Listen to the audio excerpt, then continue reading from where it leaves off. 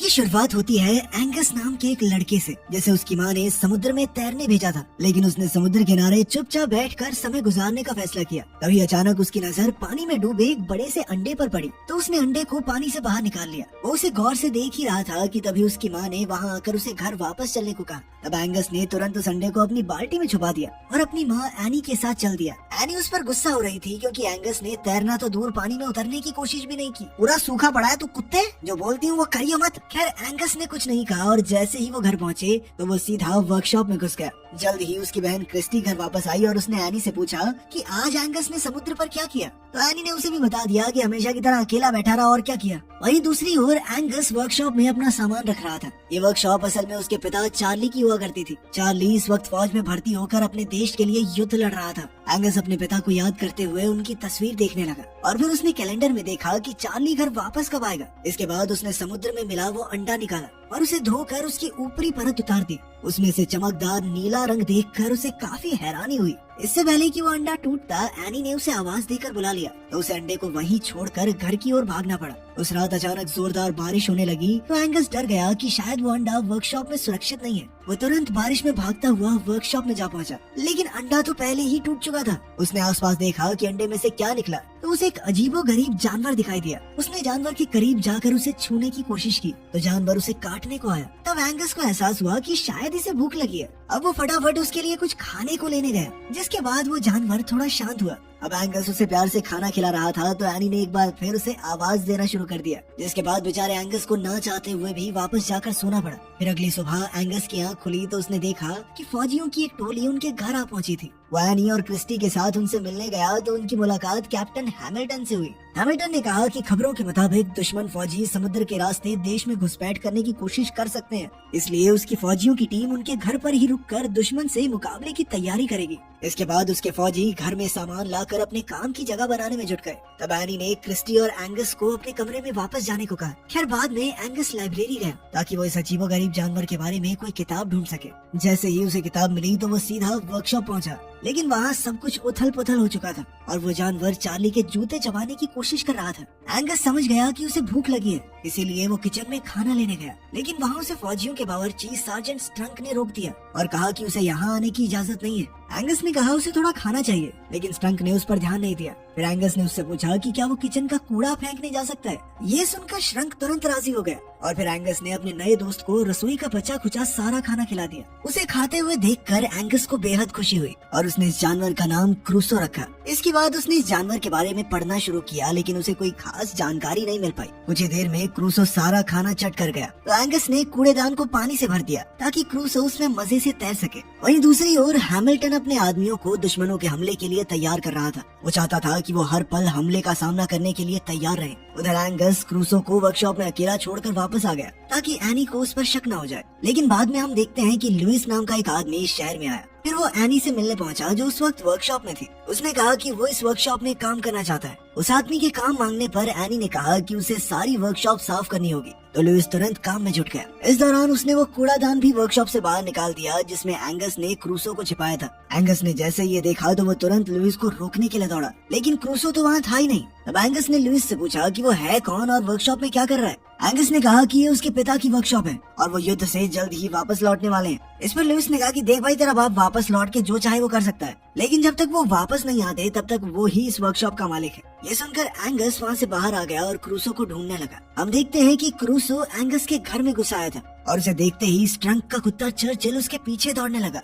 खुशकिस्मती से Churchill chain से बंधा हुआ था, इसलिए वो क्रूसो को झपट कर खाने में नाकामयाब रहा। इधर क्रूसो भागकर बाथरूम में आ गया। उसी पल क्रिस्टी बाथरूम में घुसी तो वो जोर से चिल्ला पड़ी और भागकर सीढ़ियों में आई। उसकी चीखें सुनकर एंगस तुरंत समझ गया कि क्रिस्टी ने क्रूसो को देख लिया है, इसलिए उसने क्रिस्टी को शांत किया और उसे समझाया कि क्रूसो उसका पेट है जो उसे समुद्र किनारे मिले एक अंडे से निकला है। क्रिस्टी तो अब भी बुरी तरह डरी हुई थी, मगर एंगस ने उससे वादा लिया कि वो एनी को ना बताए क्योंकि क्रूसो किसी को नुकसान नहीं पहुंचाता। वहीं दूसरी ओर एनी वर्कशॉप में लुइस से मिलने आई। वो अपने साथ अपने पति के कुछ कपड़े लाई थी जो उसने लुइस को दिए। ये देखकर लुइस ने पूछा कि क्या चार्ली वापस नहीं लौटेगा। इस पर एनी ने भारी मन से कहा कि वो कभी वापस नहीं आएगा। इस पर लुइस ने पूछा कि एंगस तो मुझे कह रहा था कि उसके पिता वापस आने वाले हैं युद्ध से। जिस पर एनी ने जवाब दिया कि एंगस अभी बच्चा है। सच तो ये था कि जहाज समुद्र में डूबने की वजह से चार्ली की मौत हो गई थी। खैर फिर उसने लुइस से बाथरूम में हो रही लीकेज को ठीक करने में मदद मांगी। लुइस उसे ठीक करने के लिए घर में आया तो हम देखते हैं कि ये वही बाथरूम था जिसमें एंगस और क्रिस्टी ने क्रूसो को छिपा रखा था।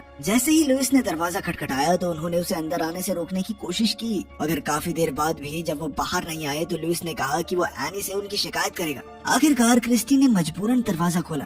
लुइस ने अंदर आकर कहा कि वो लीकेज ठीक करने आया है, पर तभी अचानक उसकी नजर क्रूसो पर पड़ी तो वो बुरी तरह डर गया। उसने घबरा कर पूछा कि ये क्या है, तो एंगस ने उसे क्रूसो की पूरी कहानी सुनाई। लुइस ने हैरानी से उसे देखते हुए छूने की कोशिश की तो अचानक क्रूसो उसे काटने को आया। फिर भी लुइस ने कहा कि क्रूसो बिल्कुल एक समुद्री घोड़े की तरह दिखता है। समुद्री घोड़ा दुनिया में सबसे दुर्लभ जानवरों में से एक है। कहा जाता है कि धरती पर एक वक्त पर सिर्फ एक ही समुद्री घोड़ा होता है। एक समुद्री घोड़े के मर जाने के बाद एक नया अंडा टूटता है, जिसमें से नया घोड़ा फिर से जन्म लेगा। फिर लुइस ने उन्हें समुद्री घोड़े की जादुई शक्तियों के बारे में बताया, पर तभी अचानक एनी ने दरवाजा खटखटाया। अब एंगस ने क्रूसो को छिपाने में लुइस की मदद मांगी, क्योंकि एनी कभी उसे घर में रखने की इजाजत नहीं देगी। जिसके बाद लुइस उसकी मदद करने को राजी हो गया। फिर जैसे ही एनी अंदर आई तो उसे क्रूसो दिखाई नहीं दिया। हालांकि क्रूसो झांक कर बाहर देख रहा था, मगर लुइस ने जैसे तैसे मामला संभाल लिया। इसके बाद एनी बाहर आई तो उसकी मुलाकात हैमिल्टन से हुई। उसने एनी को फौजियों के होने वाले डिनर में शामिल होने का न्योता दिया। बाद में उस रात लुइस ने एंगस से कहा कि उन्हें क्रूसो को वापस समुद्र में छोड़ आना चाहिए,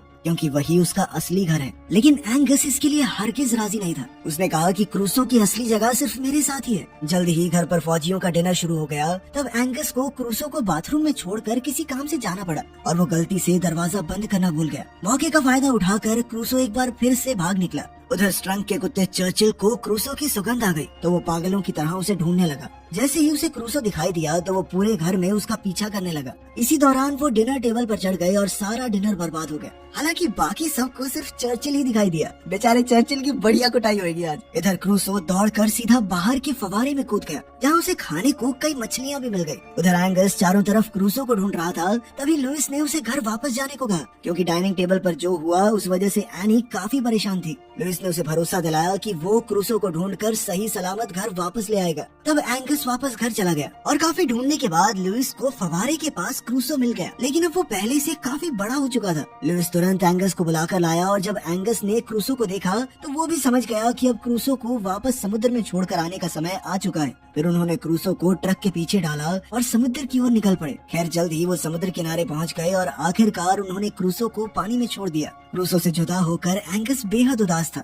मगर उसके पास दूसरा कोई चारा भी तो नहीं था, इसीलिए उसने क्रूसो को जाने देने का फैसला किया। फिर अगले दिन हम जिमी नाम के एक आदमी को देखते हैं, जो अपने दोस्त ह्यू के साथ समुद्र में मछली पकड़ने गया था। अचानक ह्यू को लगा कि उनकी तार में कोई बड़ी मछली फंसी है, पर जैसे ही उन्होंने तार खींची तो उनकी कश्ती पानी में धंसने लगी। तभी अचानक भारी भरकम क्रूसो उनके सामने आ गया, जिसे देखते ही उन दोनों के होश उड़ गए। लेकिन ह्यू अब भी इस जानवर को पकड़ना चाहता था, क्योंकि इसके बदले में वो लाखों रुपए कमाकर माला माल हो सकते थे। जिमी इससे सहमत नहीं था और इधर क्रूसो उन्हें घसीटकर किनारे से दूर ले जाने लगा। आखिरकार जिमी ने तार काटकर अपनी जान बचाई और तब उन्होंने एक बार फिर क्रूसो को देखा। उन्हें अपनी आंखों पर यकीन ही नहीं हो रहा था, क्योंकि ऐसे अजीबोगरीब जानवर को ना तो उन्होंने कभी देखा ना उसके बारे में कुछ सुना। वहीं दूसरी ओर हैमिल्टन ने एंगस से कहा कि उसकी मां चाहती है कि वो अभी से फौज में भर्ती होने की ट्रेनिंग शुरू कर दे। जिसके बाद एंगस फौजियों की उनके काम में मदद करने लगा। लेकिन कुछ ही दिनों में वो इस सब से बोर हो गया। एक दिन वो कैप्टन हैमिल्टन से आंख बचाकर समुद्र की ओर भाग गया। उसने क्रूसो को बहुत आवाजें दी,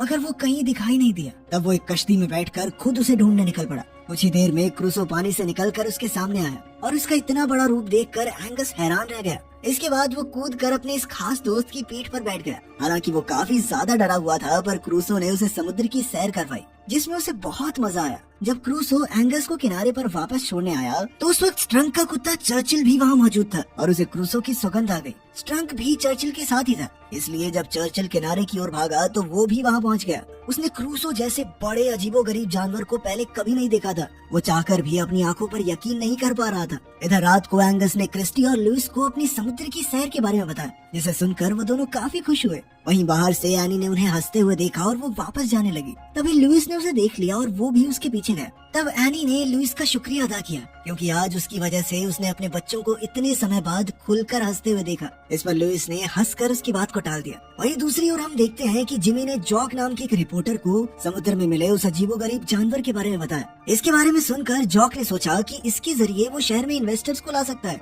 क्योंकि टूरिस्ट को ऐसे अनोखे जानवर देखने में दिलचस्पी होगी। मगर ह्यू ने कहा कि शहर जैसा है वैसा ही ठीक है। लेकिन जॉक का कहना था कि अगर समुद्र में कोई खतरनाक जानवर है तो आम लोगों को इसके बारे में पता होना चाहिए, उनको जानने का पूरा हक है। उधर अगले दिन हैमिल्टन एनी और उसके बच्चों को एक पहाड़ी की चोटी पर लेकर आया ताकि वो उन्हें अपनी फौज की तैयारी दिखा सके। वो उन्हें दुश्मनों के खिलाफ इस्तेमाल होने वाले हथियारों का नमूना दिखाना चाहता था। अब कैप्टन ने अपने आदमियों को पानी में छुपे दुश्मनों पर हमला करने का नमूना पेश करने को कहा। ये सुनकर एंगस को एहसास हुआ कि इससे क्रूसो की जान को खतरा हो सकता है, इसलिए उसने एनी से मिन्नतें की ताकि वो फौजियों को रोक सके।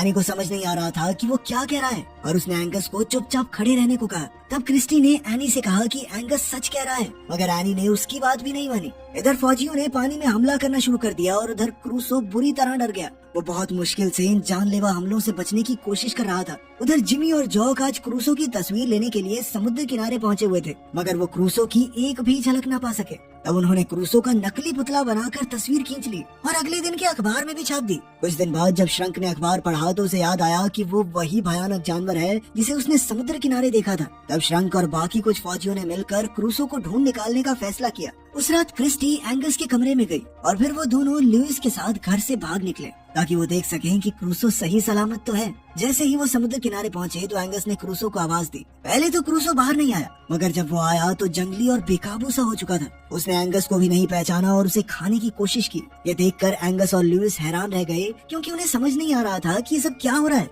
जल्द ही क्रूसो वापस पानी में चला गया और तब एंगस ने इस सब का इल्जाम लुइस पर लगाया, क्योंकि उसके कहने पर ही उन्होंने क्रूसो को समुद्र में छोड़ा था। इधर स्ट्रंक और उसके साथी फौजी अपनी कश्ती में क्रूसो की खोज में लगे थे। आज वो क्रूसो को जान से मारने के इरादे से आए थे। जैसे ही वो किनारे के करीब पहुंचे तो उन्हें चर्चिल के भौंकने की आवाज सुनाई दी। स्ट्रंक समझ गया कि जरूर चर्चिल ने कुछ देखा है, इसीलिए उसने कश्ती को आवाज की दिशा में ले जाने का आदेश दिया। पर तभी अचानक क्रूसो चर्चिल को जिंदा चबा गया और एक बार फिर चारों ओर शांति हो गई। फौजियों को समझ नहीं आया कि ये क्या हो रहा है और उन्होंने उस दिशा में गोलियां चला दी। पर तभी अचानक क्रूसो ने उनकी बोट को टक्कर मारकर उन सबको पानी में गिरा दिया। वहीं दूसरी ओर जब हैमिल्टन को समुद्र में हो रही गोलीबारी की खबर मिली तो उसे लगा कि दुश्मनों ने उन पर हमला कर दिया है। उसने तुरंत सभी फौजियों को दुश्मनों पर जवाबी हमला करने का हुक्म दिया। फिर उसने एनी को बच्चों के साथ घर में छुपने को कहा। तभी एनी ने क्रिस्टी को देखा और उससे पूछा कि एंगस कहाँ है। क्रिस्टी ने कहा कि वो घर में नहीं है। ये सुनकर एनी काफी घबरा गई और उसने कहा कि वो एंगस को युद्ध जैसे हालातों में यूं ही अकेला नहीं छोड़ सकती, इसीलिए वो भी जिद करके हैमिल्टन के साथ समुद्र की ओर निकल पड़ी। हैमिल्टन ने उसे समझाने की काफी कोशिश की, मगर एनी मानने को राजी ही नहीं थी, इसीलिए उसे एनी को अपने साथ ले जाना पड़ा। उधर समुद्र में क्रूसो एकदम बेकाबू हो चुका था और उसने स्ट्रंक को अपने मुंह में पकड़कर उठा लिया। तभी एंगस एन वक्त पर वहाँ पहुँचा और उसने क्रूसो को रोकने की कोशिश की, लेकिन क्रूसो ने उसकी एक न सुनी। अब एंगस उसके करीब जाने के लिए पानी में उतर गया और अचानक उसका पैर फिसल गया और वो डूबने लगा। ये देखते ही क्रूसो ने स्ट्रंक को छोड़ दिया और एंगस की जान बचाने आ गया। वो तुरंत एंगस को किनारे तक ले आया, मगर अब एंगस बेहोश हो चुका था। लुइस और क्रूसो ने उसे होश में लाने की बहुत कोशिश की, मगर उसके शरीर में कोई हलचल नहीं थी। खैर उन्होंने हिम्मत नहीं हारी और आखिरकार एंगस को होश आ ही गया। अब वो क्रूसो को पहले जैसा देखकर बेहद खुश था। उधर कैप्टन हैमिल्टन को खबर मिली कि उन्हें दुश्मनों की कश्तियों का कोई सुराग नहीं मिला, पर फिर भी उसने फौजियों को पानी में हमला करते रहने को कहा। जल्द ही वो भी समुद्र किनारे पहुंच गया, पर उसी समय क्रूसो फिर से पानी में छुप गया। एनी दौड़कर अपने बेटे एंगस के पास गई और उसे सही सलामत देखकर बहुत खुश थी। एंगस ने उसे क्रूसो के बारे में सब कुछ समझाने की कोशिश की, पर अब एनी को गुस्सा आ गया और उसने एंगस को अपनी ख्याली दुनिया से बाहर आने को कहा। पर उसी समय क्रूसो पानी से बाहर आ गया और आखिरकार एनी को एहसास हुआ कि एंगस सब कुछ सच्ची बता रहा था। हैमिल्टन भी इतने विशालकाय जानवर को देखकर हक्का बक्का रह गया, लेकिन तभी अचानक हैमिल्टन के हुक्म के मुताबिक फौजियों ने पानी में हमला शुरू कर दिया। तो एंगस क्रूसो की पीठ पर बैठ गया ताकि वो उसे रास्ता दिखाकर फौजियों से दूर ले जा सके। ये देखकर एनी बुरी तरह घबरा गई और उसने हैमिल्टन को इसी समय हमला रोकने को कहा। हैमिल्टन ने अपने फौजियों से बात करने की कोशिश की, मगर रेडियोज ने काम करना बंद कर दिया था। अब हैमिल्टन, लुइस और एनी तीनों एक कश्ती में बैठकर खुद एंगस के पीछे गए। उधर एंगस की मदद से क्रूसो फौजियों के हमले से बच रहा था, पर जैसे ही वो उनकी पहुंच से दूर जाने वाला था तो फौजियों ने पानी में बिछाया एक जाल खोल दिया जो उन्होंने दुश्मनों के लिए बिछाया हुआ था। बदकिस्मती से क्रूसो समय पर जाल को पार नहीं कर पाया इधर हैमिल्टन की कश्ती क्रूसो के पास पहुंची और लुइस ने एंगस को कश्ती में कूदने को कहा। तब एंगस ने क्रूसो से जुदा होने से पहले कहा कि वो उसका सबसे खास दोस्त है और वो उसे हमेशा याद रखेगा। इसके बाद वो पानी में कूदकर वापस कश्ती में चढ़ गया। इधर क्रूसो पानी में घुसा और फिर एक जबरदस्त छलांग के साथ सीधा जाल को पार कर गया। ये देखकर एंगस और उसके बाकी साथी खुशी से झूम उठे, क्योंकि अब क्रूसो फौजियों के हमले से दूर होकर सुरक्षित था।